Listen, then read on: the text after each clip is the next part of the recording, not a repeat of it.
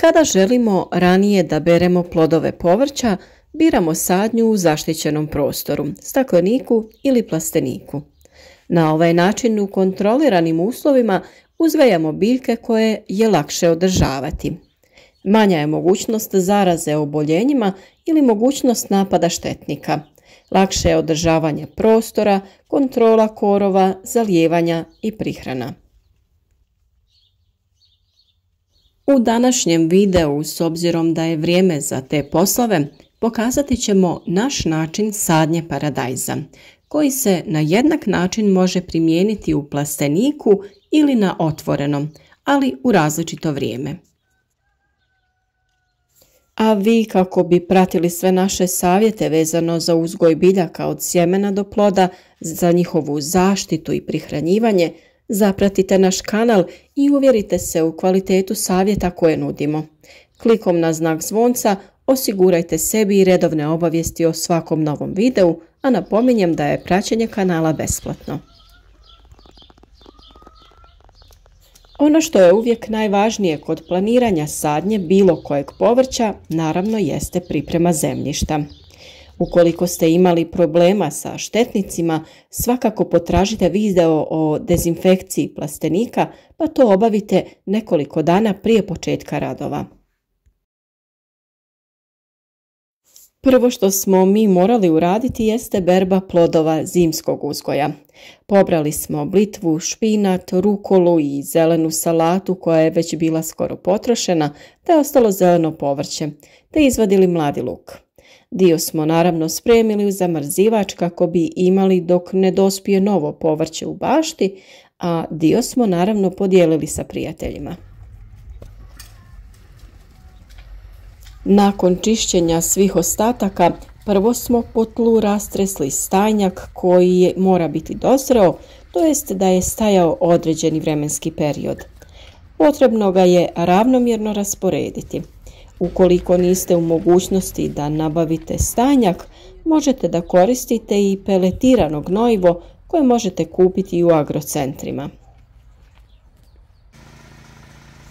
Nakon toga slijedi frezanje. Na taj način ćemo stajnjak izmiješati u zemlju, a zemlja će dobiti kvalitetnu strukturu kako bi bila rahla, plodna i omogućila nesmetan razvoj korijena biljaka.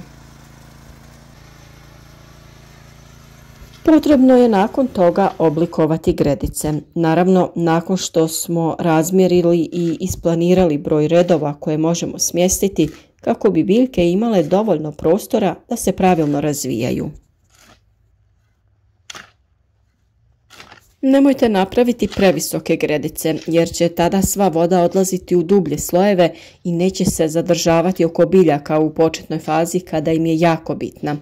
Napravite uzvišenje od nekih 10 do 15 cm kako bi napravili prolaze između redova. U plasteniku je svakako neophodno postaviti navodnjavanje kap po kap kako bi biljkama redovno mogli dodavati vodu, a na taj način po potrebi u vodu dodavati i hranjiva. O načinu postavljanja, to jest instaliranja navodnjavanja i svih potrebnih cijevi imate poseban video na našem kanalu, a postavljanje crijeva sa rupama je vrlo jednostavno.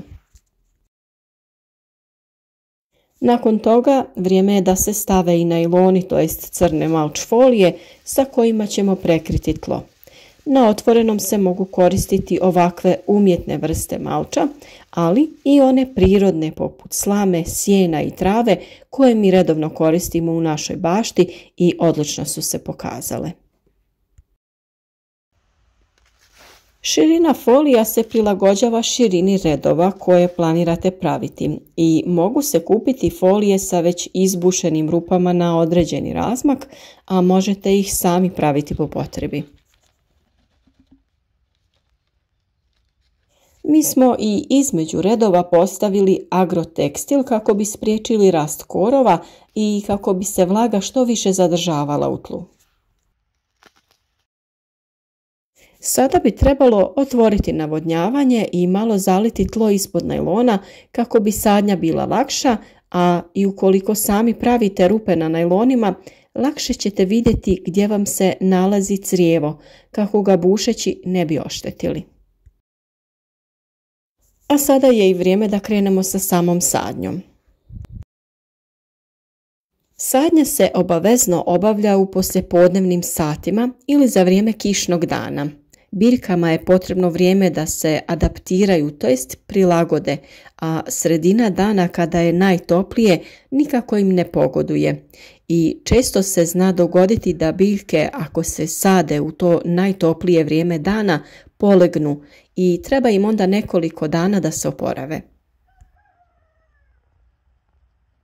Što se tiče razmaka, 70 cm je razmak između redova paradajza, a 35 do 40 cm je razmak između biljaka u jednom redu. Sadnja paradajza se obavlja kada je on dostigao veličinu od oko 30 cm. Možete ići na cik-cak metodu ili samo stavljati biljke jednu preko puta druge.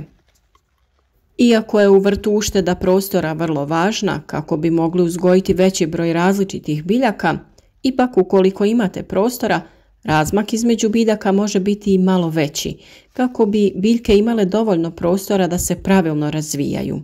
Za to je vrlo važan i kvalitetan protok zraka jer će biljke tada biti zdravije i manje podložne razvoju bolesti. Što se tiče dubine sadnje, sadimo ga do polovine njegove visine, to jest barem 15 cm treba da bude u zemlji. Paradajz će duž tog dijela stabljike pustiti korijen i na taj način bolje uzimati vodu i hranjivo iz zemlje. Napravite udubljenje u tlu, najbolje sa nekim alatom koji će vam omogućiti vađenje zemlje, te stavite sadnicu što dublje, sve do prvih listova. Stavite oko nje zemlju i pritisnite prstima da se učvrsti u tlu.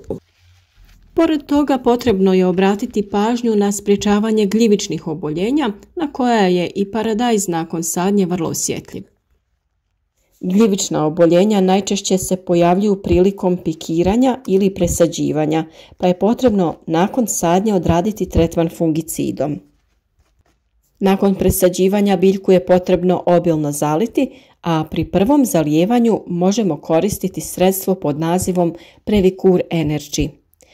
Previcur Energy osigurava preventivnu i sistemičnu zaštitu od bolesti polijeganja i rane plamenjače.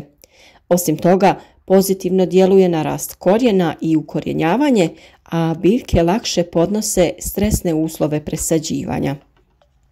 Protiv bolesti polijeganja zalijevamo biljke i zemlju oko biljke. Na 10 litara vode dodajemo 10 ml ovog sredstva. Prilikom zalijevanja voditi računa da je zemlja oko biljke već umjereno vlažna, nikako suha ili previše vlažna. Po presadnici je potrebno utrošiti otprilike 200 ml otopine za zalijevanje. Previcur Energy se također folijarno može koristiti protiv plamenjače. Jednostavan je i siguran za primjenu te osigurava zaštitu od svih najvažnijih bolesti mladog rasada. Nakon ovog prvog obilnog zalijevanja, narednih 5 dana ne bi trebalo vršiti zalijevanje biljaka kako bi se one što bolje ukorijenile. Ukoliko bi imale neprestan izvor vlage, one ne bi imale potrebu za razvijanjem korijena, a ovako će korijen da se širi u tlu u potrazi za vlagom. Naravno, biljke zalijte ranije ukoliko se vremenske prilike pokažu takve da se tlo isuši i da je biljci potrebna voda. Paradajz je povrće koje zahtjeva poseban način zalijevanja, pa na to treba obratiti veću pažnju, jer u slučaju pretjeranog zalijevanja može doći do pucanja plodova. Toj temi ćemo se posebno posvetiti količini vode i hranjiva koji su paradajzu potrebni. Paradajzu je potrebna pojačana gnojidba prije sadnje jer iz tla izvlači velike količine kalcija, fosfora i dušika. Velika količina tih hranjiva biljkama se osigura u početnoj prihrani tla pri obradi. No da bi se proizvele velike količine paradajza, potrebna je prihrana tla vodotopivim hranjivima. Prva prihrana se može odraditi pri sljedećem zalijevanju, kada paradajz ima veću potrebu za fosforom koji je ključni za razvoj korijena. Tada omjer NPK hranjiva treba biti 1:2:1.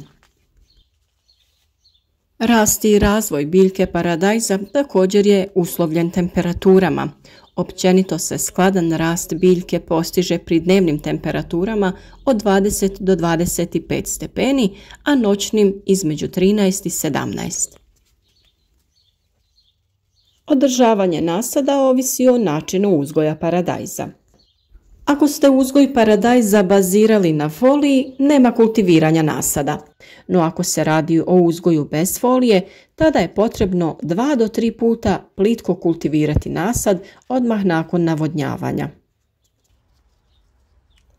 Ovo je ono osnovno što je potrebno da se uradi prilikom sadnje, a naravno da ćemo u narednom periodu pokazati sve potrebne postupke poput vezanja, potperavanja, skidanja zaperaka i druge agrotehničke mjere koje su potrebne da se provedu da bi proizvodnja bila bolja i uspješnija.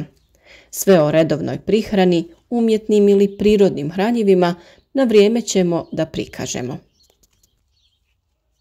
Zato pratite naš kanal, kliknite i na znak zvonca kako bi na vrijeme dobili obavijesti o novom videu, da ne propustite važne korake o uzgoju paradajza, ali i ostalih biljaka. Pišite nam u komentarima ispod videa kako vi uzgajate paradajz. Uvijek volimo čuti vaše mišljenje, a i na sva pitanja ćemo odgovoriti u što kraćem vremenu.